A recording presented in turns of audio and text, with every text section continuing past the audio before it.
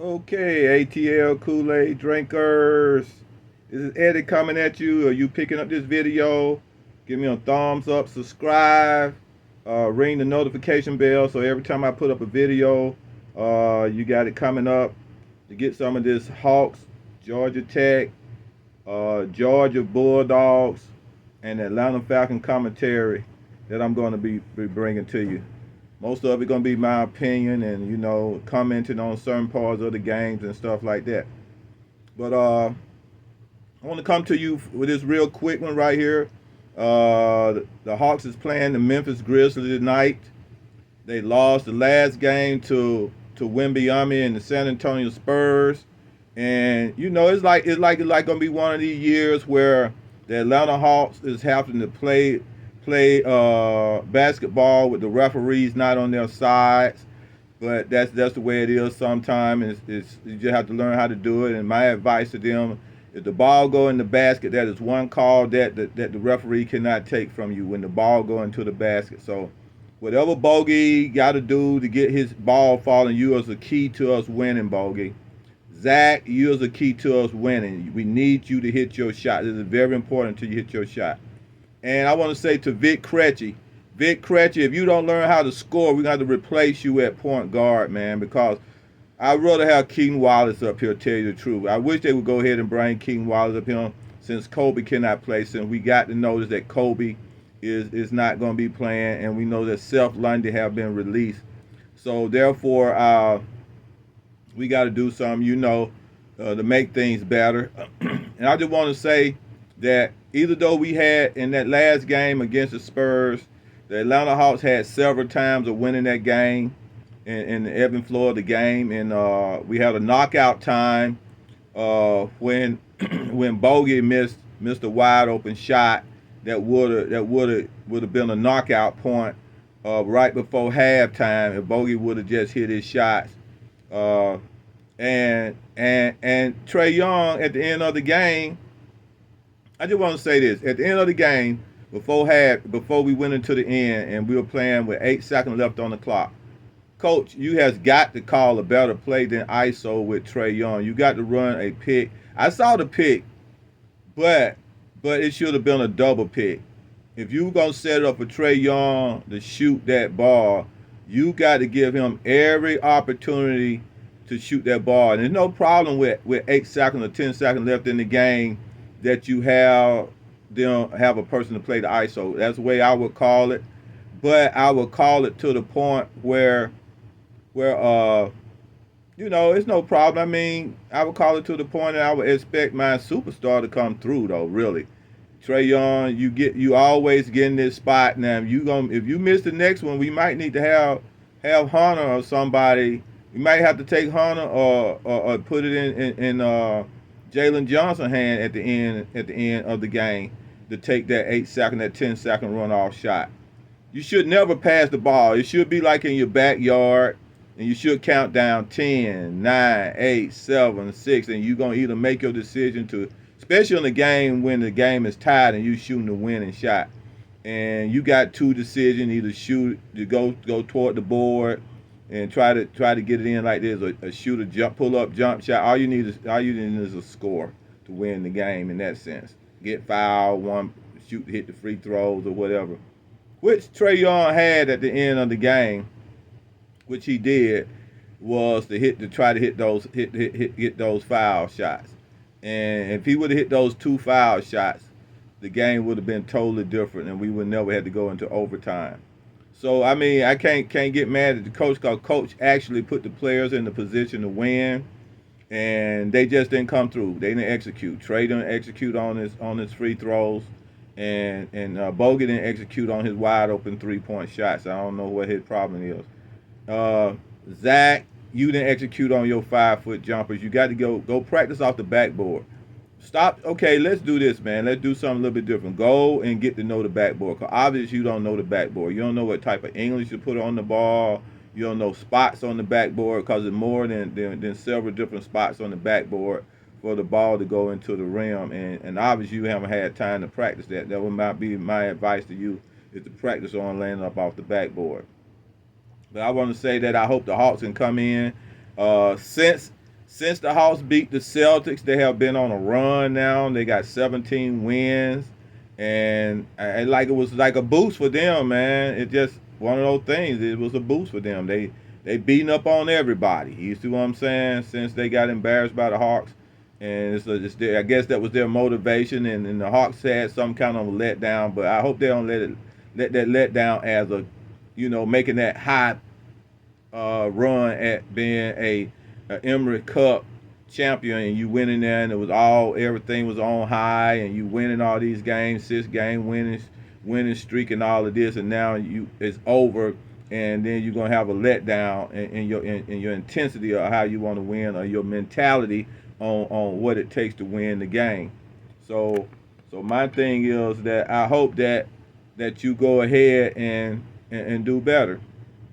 So I'm looking forward to. I heard that Ja Morant might not be playing tonight, so hopefully he do. Hopefully, I like to see him play. I like to see us beat him with him. But Ja Morant used to come in there and put it on the Hawks. The last few games I went to, he came in and just embarrassed us. But I think that we should. I hope Bogey, you got to hit your shots in order for us to win. Vic Crutcher, you got to come in. You got to be a threat to score, man. If you're gonna be the bag-up point guard, and Zach, you got to play like a number one pick, man. A little bit like you're a number one pick. God dang, bro. I ain't never seen a number one pick that can't look like a number one pick, bro. So, I mean, you got to play like a number one. It just don't make sense to go 1 for 4 all the time from the 3-point when they leaving you out there, and then you can't even hit shots that's that 5 foot from the goal. It don't make sense. So, I mean, like, I just hope that y'all three can do better. If y'all do better, can't nobody beat that Atlanta Hawks. It's Bogey, Vic, and Zach be a threat on scoring. Be a threat on scoring. Can't nobody beat the Hawks. These three guys, if they be a threat on scoring, they cannot beat the Hawks. Nobody. You understand what I'm saying? So I'm telling you, Bogey, I'm calling you out tonight. I'm going to the game. Yes, I am. And I'm calling you out tonight, Bogey. I'm calling you out tonight, Zach. And I'm calling you out tonight, Vic. I really want to see Keem Wallace because I sort of like his game a little bit more than most of the last 2 point guards I've seen. I hope he's dressed out.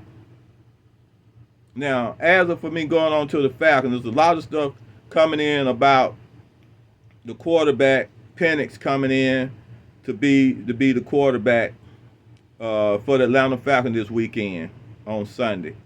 And we're going to be playing against the lonely old lost bad Giants. So hopefully, now this is what I say, this is deja vu. And what I mean about that, when Arthur Smith was here, we did it with Mariota. Everybody, we thought Mariota was going to get us here. Games looked pretty good at the beginning of the season. After a while, we were competitive, and then after a while, we fell off. Bam, just straight down. Once, because dumb coaches don't have, everybody started knowing the plays. So I don't know if they don't know how to call 2 books in the middle of the year, or make changes, or make adjustments, or whatever. Because every play that the offensive coordinators call, it seems like the defense know what they're doing and the way they line up and everything. So it started out with Mariota. Get down to the last 3 games. Release Mariota, play Ritter. Now we start the season with Ritter. We played the first 5 to 6 games. Start looking good. Win the first 2 games, looking like we were gonna do something. Then all of a sudden, Ritter start looking bad because he ain't got time because the offensive line can't block nobody. I don't care who you put back there as a quarterback. The offensive line ain't blocking nobody. Arthur Smith built this line to be a running line, not a pass blocking line. And they can't block nobody doing the passing. So now we get Ritter. Now we play Ritter, and then we go get Haneke. We trade him out, put Haneke in, and you get the same result.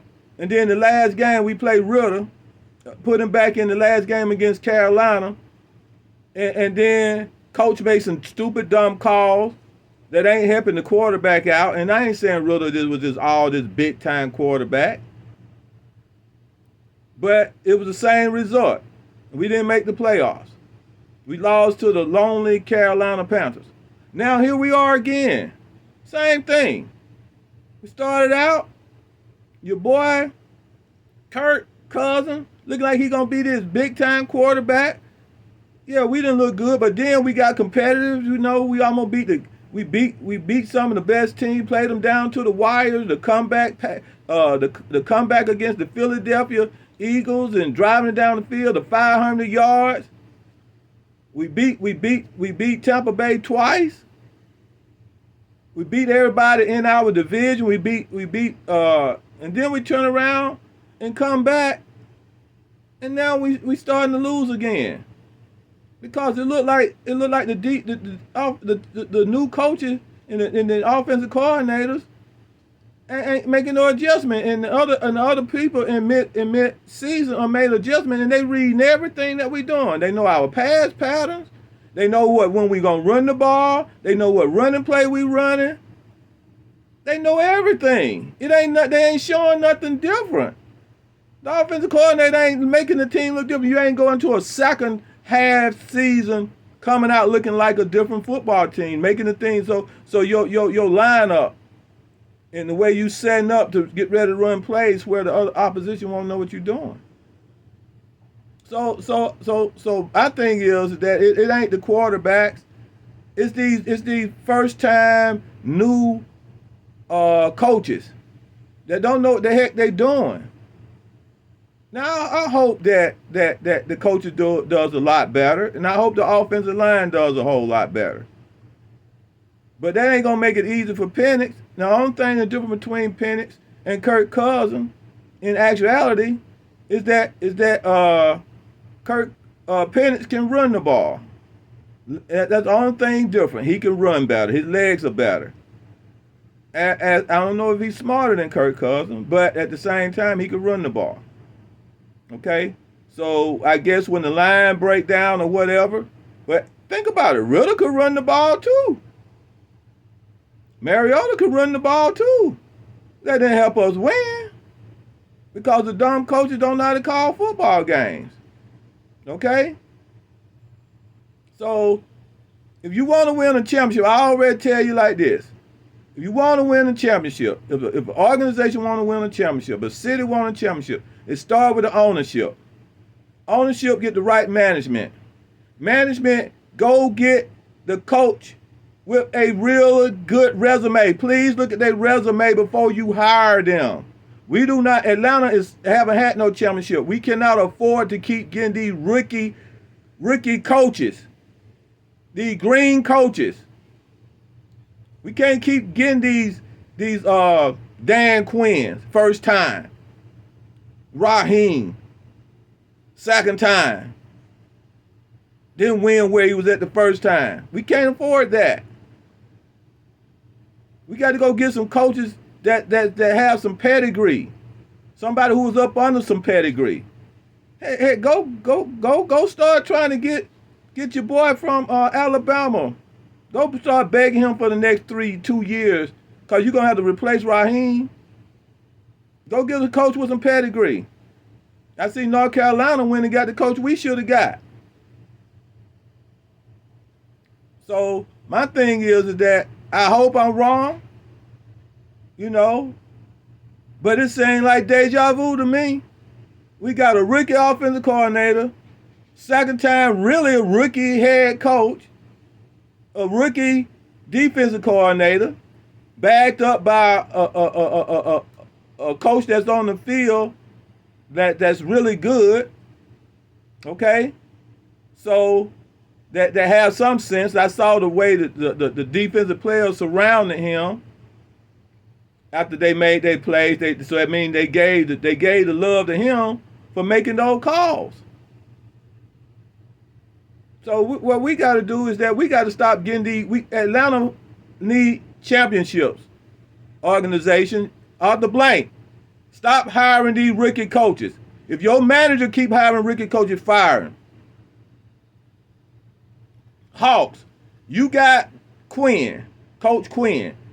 He's not a championship coach. He has never won a championship, but he's win in regular season. Let's hope that him and Trey can pair up together and get that one championship that the Hawks need. Okay? So that's all I got to say. And I'm gonna be going to the game. I might, and I'll be talking to y'all. I probably could meet me on We Talk Hawks when we talk about the Atlanta Hawks tonight after the Memphis game. You can pick me up on We Talk Hawks, and you could probably meet me on Historian after the Falcon game.